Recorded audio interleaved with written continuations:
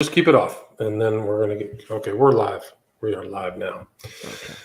Hi, this is William Ramsey. Welcome to William Ramsey Investigates. On tonight's show, we have a very special guest, author. His name is Ray McGinnis. He's publishing a book on September 11th, 2021. Very important marker, 2 decades since September 11th, 2001. The title of his book is Unanswered Questions, What the September 11th Families Asked and the 9/11 Commission Ignored.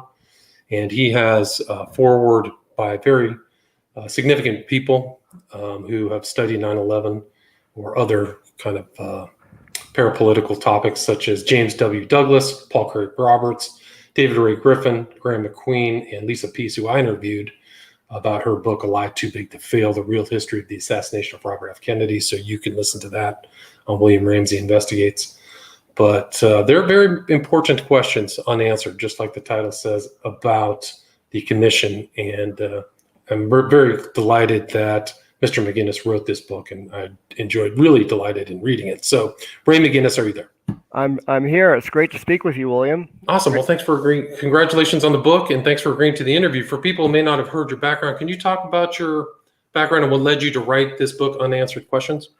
Okay. Well, my background, I have, initially I was, involved in Christian education.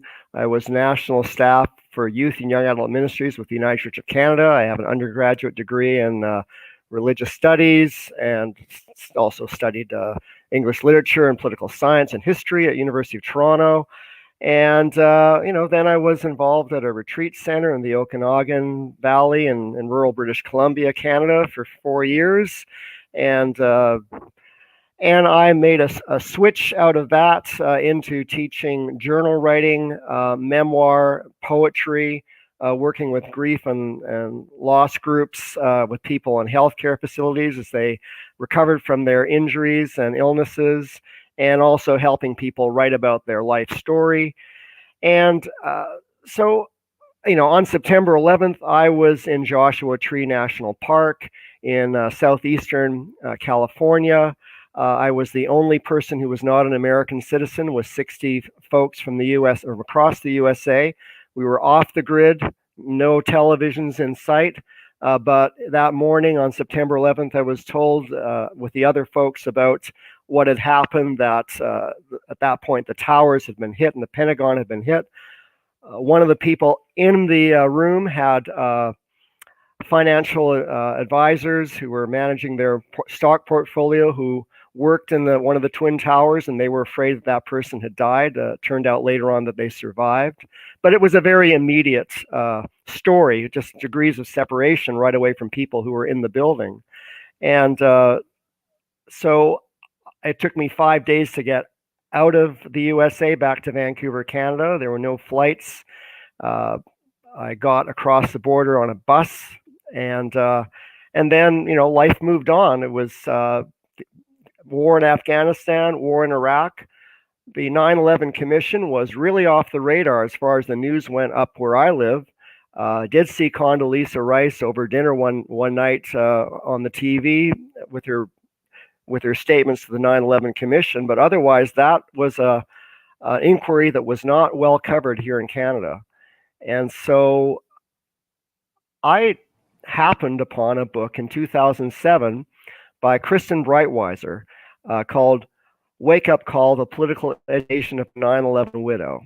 Her husband, Ron, had died in the South Tower, and this was a story about how she and others formed the Family Steering Committee for the 9/11 Independent Commission and forced a reluctant Bush administration to have an investigation. And I was looking at this book and decided to buy it, thinking, how can it be that 6 years after the attacks, I've heard nothing about these families? All I knew was that the families had lost loved ones. I'd read some obituaries that were reprinted in the Vancouver Sun and from the New York Times. And I didn't know anything about the families pushing for an investigation. So I read the book with interest. I found my way onto the Family Steering Committee's website, which is still there, where people can read their many hundreds of questions, only 9% which were addressed by the 9/11 Commission. And I began to read Paul Thompson's book, The Terror Timeline. I read New York Times reporter Philip Shannon's book, Uncensored, on the backstory to the 9/11 Commission, and Jeanette McKinley's memoir, Fortunate, a diary of 9/11, and a few other books. And I just tucked them away and didn't think I'd ever end up writing a book. But I found around 2016 that whenever I mention this occasionally, nobody seemed to know that I talked with in the States or in Canada about the Family Steering Committee. It wasn't a name that they were familiar with, even though these folks had been, Kristen Breitweiser and others had been on Chris Matthews' Hardball. They'd been interviewed by Gail Sheehy on PBS, and they'd had numerous interviews in local papers in the New York, New Jersey, Connecticut area. But I thought somebody needs to write a book about their story in addition to all of, their occasional showing up on September 11th, writing yet another editorial asking for a new investigation. And I thought someone needs to also document in a book, in a physical book, these efforts, because the families, there were a series of different efforts after the 9/11 Commission. And so I thought I'm gonna try and write this book and do some interviews and also watch the testimony of the families who spoke to the 9/11 Commission. Right, and even the commission itself may not have even happened without the you use the acronym FSC to shorten the Family Steering Committee for Independent 9/11 Commission. Hold on, just.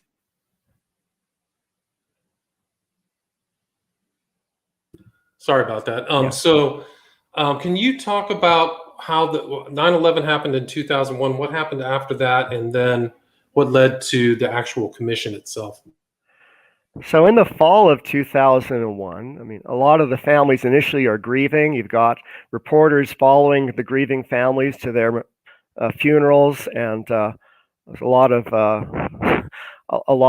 tears and grief. And then the Congress decides to pass a bailout package for the airlines. And while that was happening, somebody in Congress thought, this isn't going to look good to pass a $15 billion bailout package for the airlines unless we also give the families who lost loved ones something as well.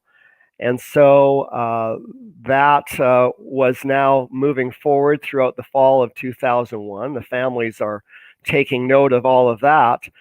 And the condition was you can have your, whatever, $1.8 million on the condition that you do not ever sue the U.S. government for anything related to the attacks. Right.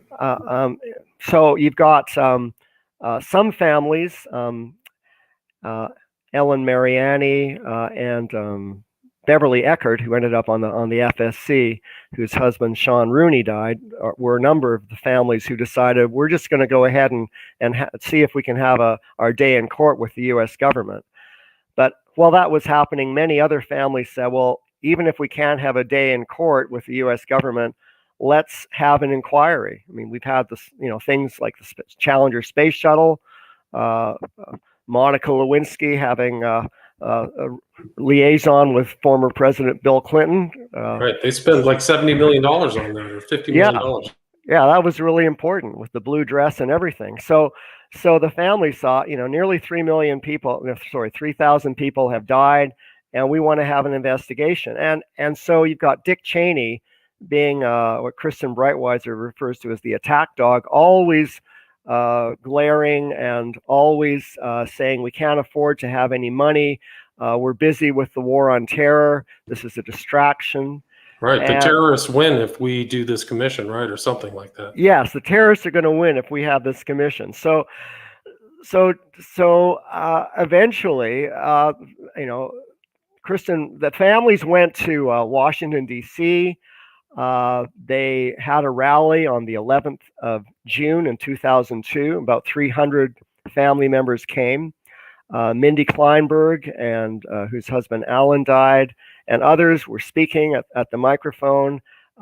There were people like John McCain. I know Senator Joe Lieberman from Connecticut was there for sure, and a number of other members of Congress from New Jersey, especially, who were there, hearing the family speak. And this was a catalyst, together with Kristen Breitweiser speaking on Chris Matthews' Hardball in late August of 2002, to creating political pressure. And especially when Kristen Breitweiser spoke before the joint 9/11 inquiry of the intelligence committees of both Congress and the U.S. Senate in September 18, 2002.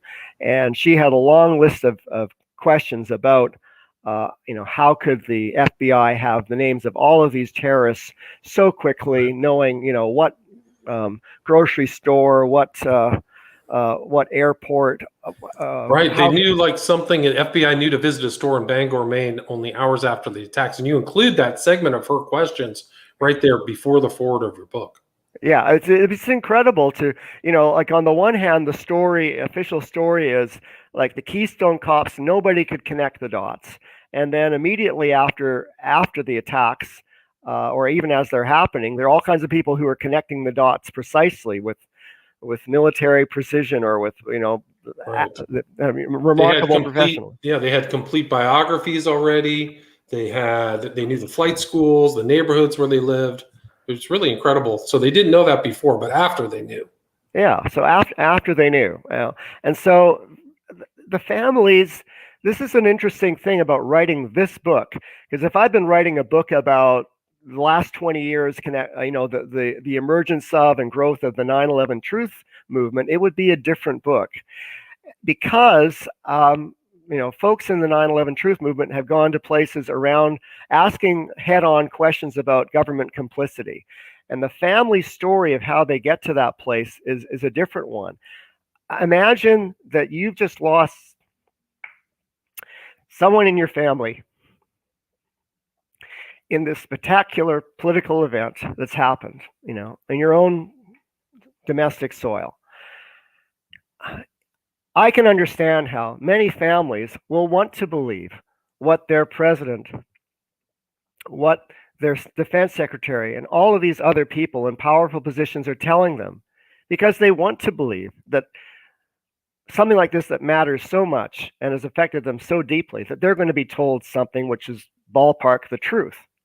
And so that is sort of the beginning place for the families. And Kristen Breitweiser writes in her memoir, Wake Up Call, at the cusp of the families, getting the investigation going in the winter of 2002, she talks about how, nearly 3,000 people were murdered, and 4 of these, herself, Patty Casaza, Mindy Kleinberg, and Lori Van Auken, 4 of their husbands were among those murdered. I mean, that is the perspective that the families have going into the inquiry. And then things start to happen. President Bush finally caves to the pressure on the Capitol, and he names Dr. Henry Kissinger to be the head of the investigation. And Kissinger, with his connections to the September 11th, 1973 coup in Chile and other things, he's wanted as a war criminal in different countries around the world.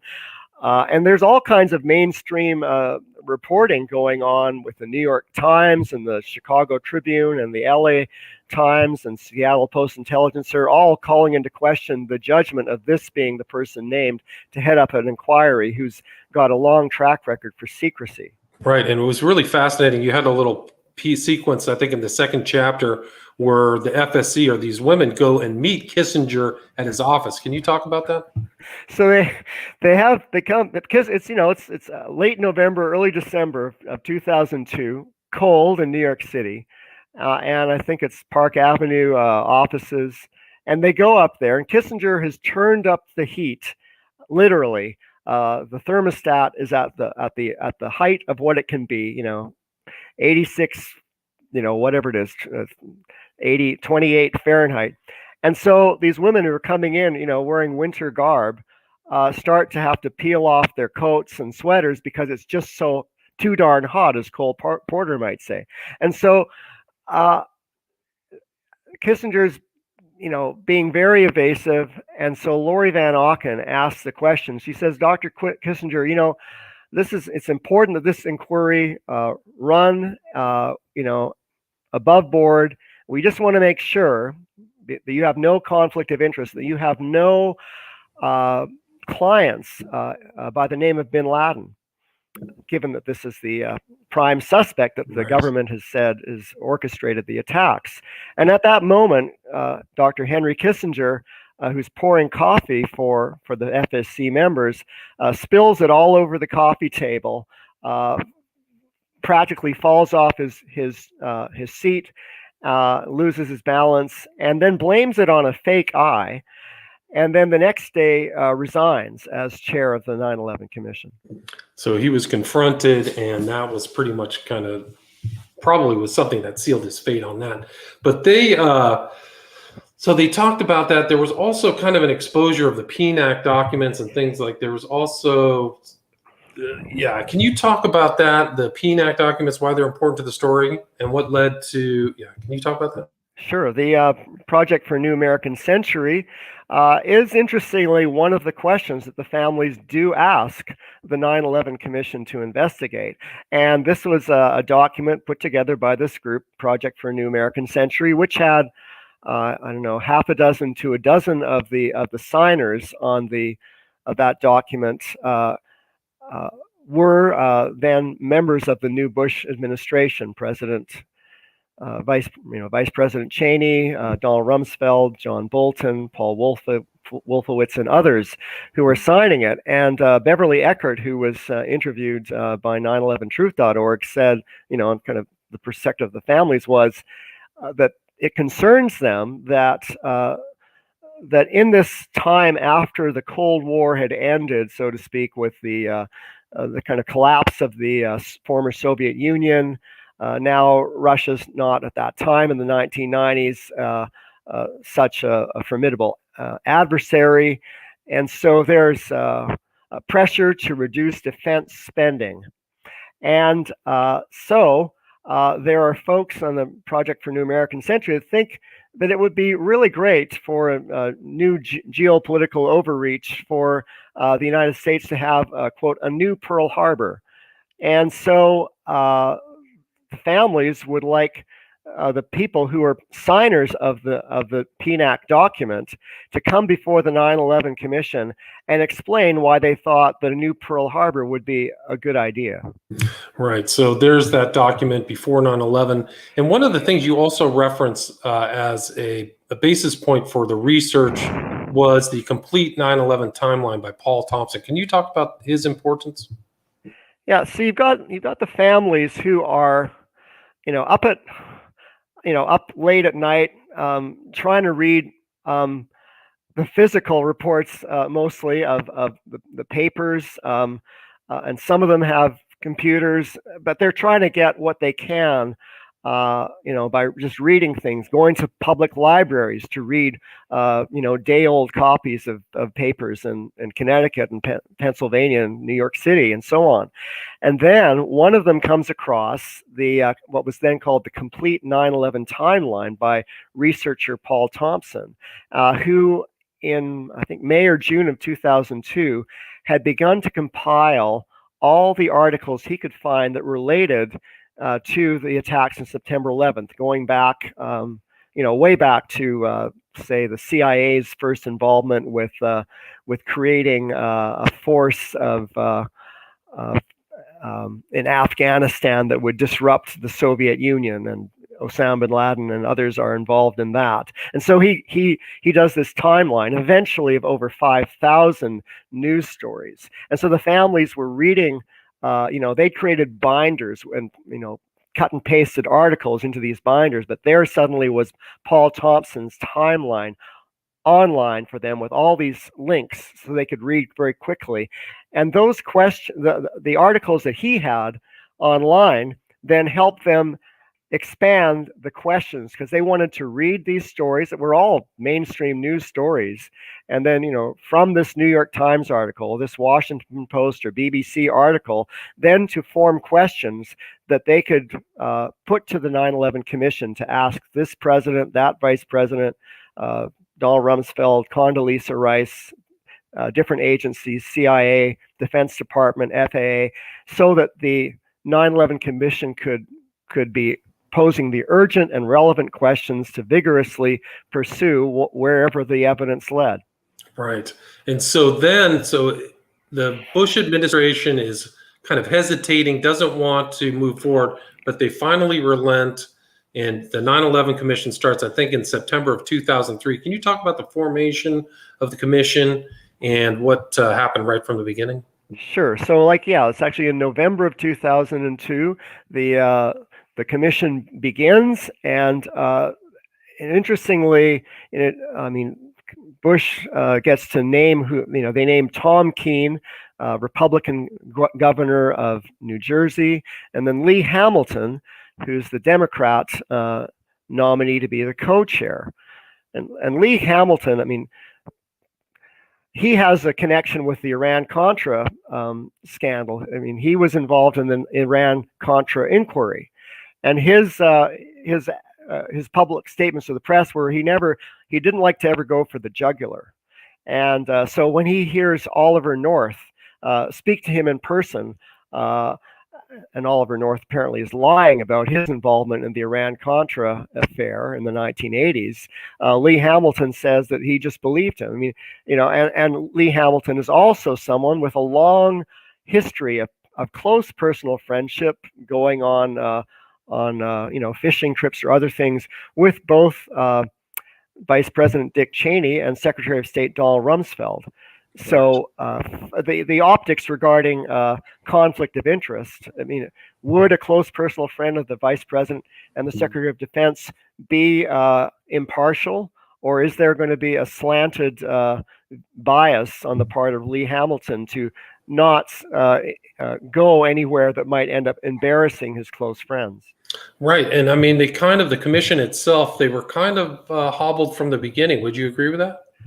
Well, they are, and they're hobbled from the beginning because they're given a $3 million budget. In contrast to the $70 million budget to investigate the Clintons with Monica Lewinsky and Whitewater, and so it's a tiny little budget. And in addition to that, they don't have they've given an office space which I think is related to intelligence, either CIA or Defense Intelligence, but because of the location of the office for the 9/11 Commission, all of the people who were on staff, the 80 staff who were doing the work for the commission, plus the commissioners themselves, have to get security clearance. And so you've got people who are taking up to 4 months to be able to have even their first visit to the 9/11 Commission office because of its location. You also have, it takes a long time for the commission to even get their own phone or coffee maker or fax machine or photocopier. It's incredible to think that something as important as that would be hobbled by things like right. And they didn't allow for public hearings. You would think that this would necessitate public hearings for the entire public of the United States to see the research, but to have that, and then they limited subpoenas, I think, right? Or they didn't want to give subpoenas. Yeah, they had Lee Hamilton was dead against having any public hearings. The 9/11 Commission eventually decided that they would have 12 public hearings, which ran over 18 days, and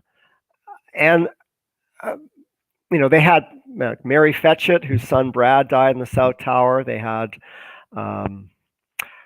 Monica Gabrielle, whose husband Richard died in the South Tower, both speaking early on. Mindy Kleinberg, Sally Reaganhart, whose son, probationary firefighter Christian, was also died. These people are speaking, but in addition to this, you have other people, Dr. Lori Milroy and Abraham Sofar, who are really there before the 9/11 Commission to pitch as a sales pitch for the Iraq War. And so some of the choices that the 9/11 Commission is making, which are really made by the executive director, Philip Zelikow, to kind of shift and shape the direction of who's asked questions and who's not asked questions. Right. And Zelikow himself was a questionable character. Can you talk about him? Zelikow had a former, close relationship with Condoleezza Rice, had co-authored a book about Russia had also been the person principally involved in writing the policy paper about preemptive war and the whole strategy to go to war in Iraq. So it would seem that having somebody who's so connected with the plan to go to Iraq and to go to war in Iraq, being involved in the 9/11 Commission, further raised questions of family members and also members of the 9/11 Commission itself. Max Cleland, who was from Georgia, was really upset that he wanted to press the 9/11 commissioners to investigate if the events of 9/11 were somehow connected to the war in Iraq. Was there a pretext? And the commissioners didn't want to go there, and Max Cleland resigned. And when he resigned, he was replaced by Bob Kerrey, who I would say for a long time, given some of Kerry's later statements, because he was interested in having a permanent 9/11 commission, he said in 2008. But at the time, Bob Kerrey, when he's replacing Max Cleland in 2003, he's on the committee for the liberation of Iraq. So he's staunchly involved in a group that's full of war hawks that are all promoting the goodness of the war in Iraq. Right. It's incredible. And I think you wrote in your book, like Rove was contacting with Zelikow when he was on the head. So there's like cross-pollination or discussions with the administration. So it's not independent. And I thought it was fascinating when you wrote about this outline that he had about the conclusion of the report. Can you talk about the outline and what happened in the report? Yeah. Well, the report, most investigations begin at the beginning, and sure, you have people who may have some hunches about what happened at the beginning, but they decide to receive all of the tips on following different leads, and they follow those leads and go wherever they take them, and then they write up their report or take their case to before a judge, the police do, and say, here's our case, and now we want to have a trial, or here's where the inquiry has taken our report, now we're going to write it up. However, with the 9/11 Commission, Philip Zelikow and the senior counsel, Ernst May, write up an outline of all the chapter headings and the subheadings, which show basically the direction of where the report will go and where it in fact did go. And so, Bob Mcelveen, whose son Bobby Jr. died entering the North Tower from a blast, says it's just incredible and scandalous that a report about trying to have Americans know what happened would be written with such prejudice at the beginning and not looking under all kinds of rocks that should have been looked under. It's just incredible. So it seemed compromised from the beginning, and they came out with the final report. The FSC says it was September 11th happened because of failure of imagination. Can you explain what your view of the final report is after it came out? Okay, so the final report, reflects all of the boxes that get ticked in the creation of the outline in February, March of 2003. So in 2004 in July, when the report comes out, you see all these almost identical or slightly revised title chapters and subheadings of the whole report. So the families are looking at it, and they're there are some people who embrace it right away, and others. I'd say about half the folks on the FSC are quite convinced by the government story, and about half of the folks are skeptical. But they have to read the report. And I'd say also it's interesting that in May and June of 2004, the FSC is still, they have lots of criticism of the way that the 9/11 Commission keeps going off track, not subpoenaing, not doing the kind of asking the hardball questions that they should be, saying nice things like, "That's a really great suit you're wearing," wasting their 5 minutes. But they're still saying, as a body, the FSC is saying, that they accept the story of the 19 hijackers and bin Laden. But it takes, after the 9/11 Commission report comes out, and after people start to read it through the fall and winter of 2004, then there are people saying, did the commission get it right?